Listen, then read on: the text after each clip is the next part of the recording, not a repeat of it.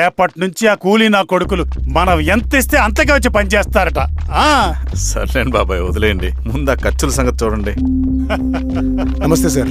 నమస్తే గిరిధర్ గారు. మీరు ఇలా చేస్తారని కల్లో కూడా ఊహించుకోలేదు ఈశ్వర్రెడ్డి గారు. 2 పసిబిడ్డలు ఉన్నారు ఆ ఇంట్లో. వాళ్ళ గురించి ఏమైనా ఆలోచించారా? రేపు వాళ్ళు మళ్ళీ అడవిలోకి వెళ్ళి గన్నులు బాంబులు తీసుకొచ్చి మీ ఊరి మీదనే పడతారు. అప్పుడు వాళ్ళకు మీరు, మీకు వాళ్ళు. ఇది ఆగదు. అసలు ఏం మాట్లాడుతున్నావు గిరిధర్? మీకు అగేన్స్ట్ గా ఇప్పటివరకు ఏ ఎవిడెన్స్ లేదు. మీకు చెప్పేద్దామని వచ్చాను. బయలుదేరండి.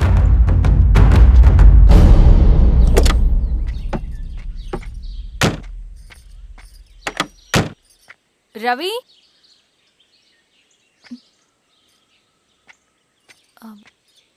రవి ఈరోజు ఆఫీస్కి రాలేదేంటి?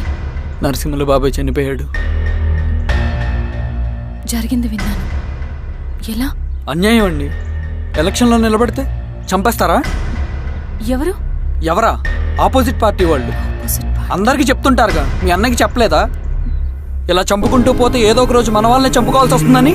రవి, వెళ్ళి మీ అన్నకి చెప్పుకోండి.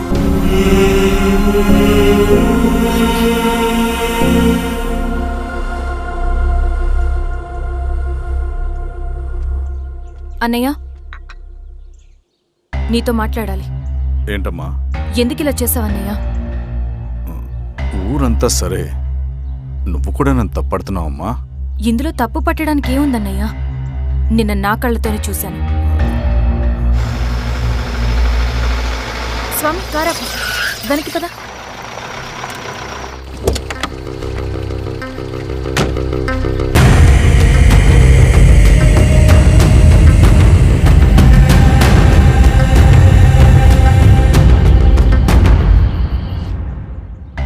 జీవితంలో కొన్ని సందర్భాలుంటాయి.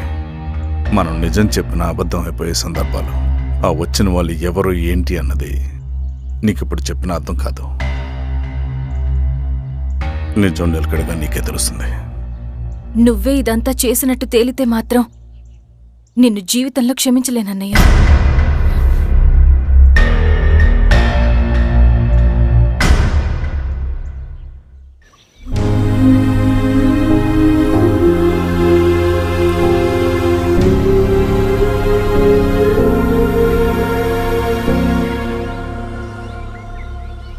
కామ్రేడ్ నరసింహన్న, కామ్రేడ్ నరసింహన్న, కామ్రేడ్ నరసింహన్న.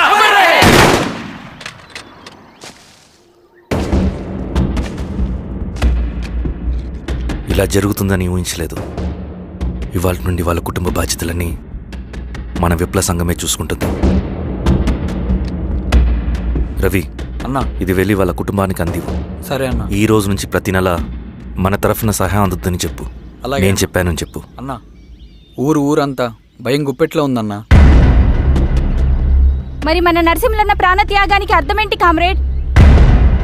భయపడటం వల్ల పనులు జరుగుతాయని వాళ్ళు నమ్మితే వాళ్ళకంటే ఎక్కువ భయపెట్టగలుగుతానని వాడికి తెలియాలి. లాల్ సలాం కామ్రేడ్, లాల్ సలాం కామ్రేడ్, లాల్ సలాం కామ్రేడ్, లాల్ సలాం కామ్రేడ్, లాల్ సలాం కామ్రేడ్, లాల్ సలాం కామ్రేడ్.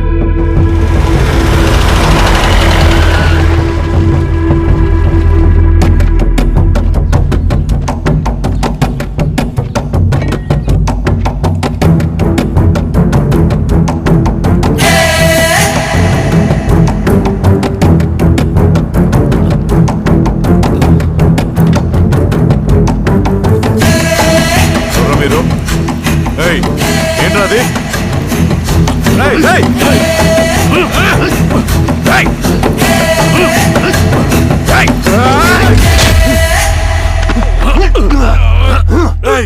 ఎవరురా మీరు? ఏం కావాలి?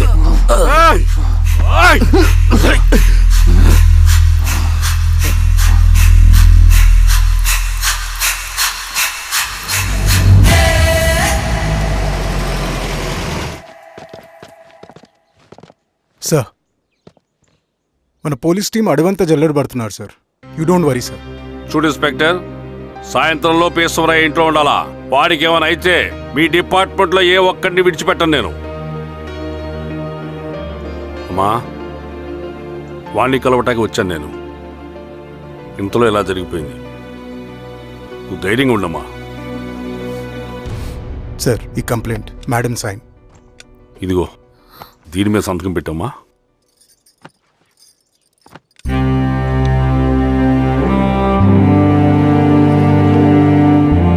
వెళ్ళండి, ముందెళ్ళి అబ్బని చూడండి.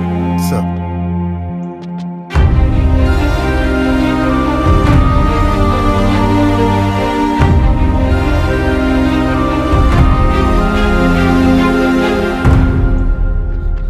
అయ్యా అయ్యా అయ్యా, మన పొలంలో అయ్యా ఏమైందిరా? ఈశ్వర్య శవం శవం శవం అయ్యా. చెన్నారెడ్డి పద, పద, పద, పద.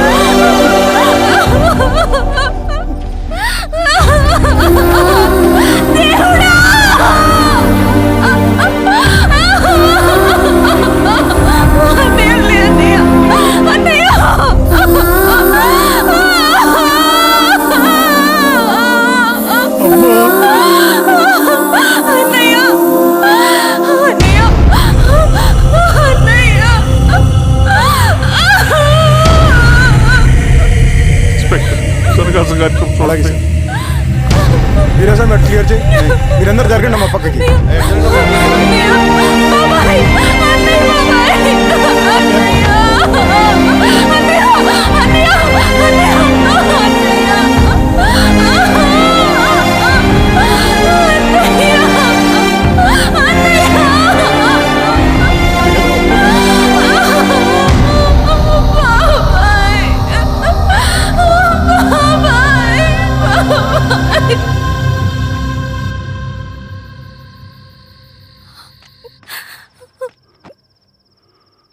ఊరుకో అమ్మా, ఊరుకో.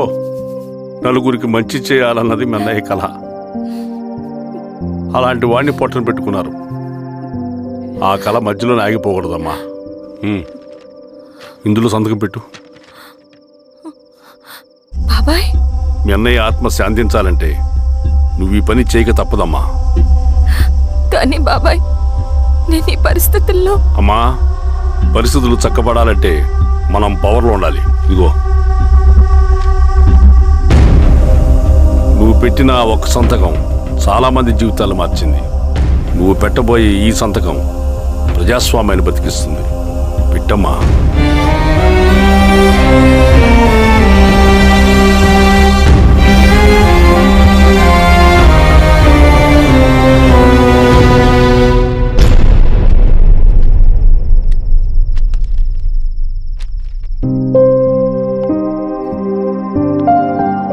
వెళ్ళొస్తాను.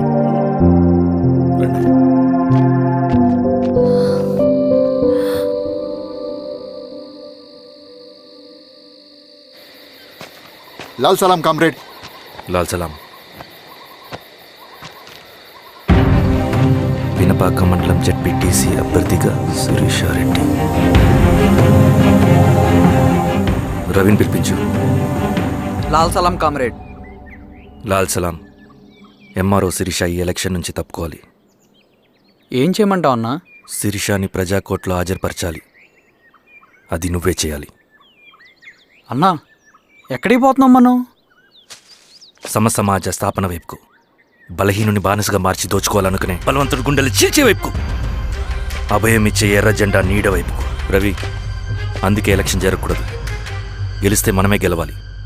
డబ్బు, కులం, రాజకీయ కండబలం, సానుభూతి ఓట్లు కానీ గెలవకూడదు. ఈశ్వర్రెడ్డి హత్య జరిగింది కాబట్టి ఈసారి శిరీషకి హై సెక్యూరిటీ ఉంటుంది. జాగ్రత్తగా డీల్ చేయి.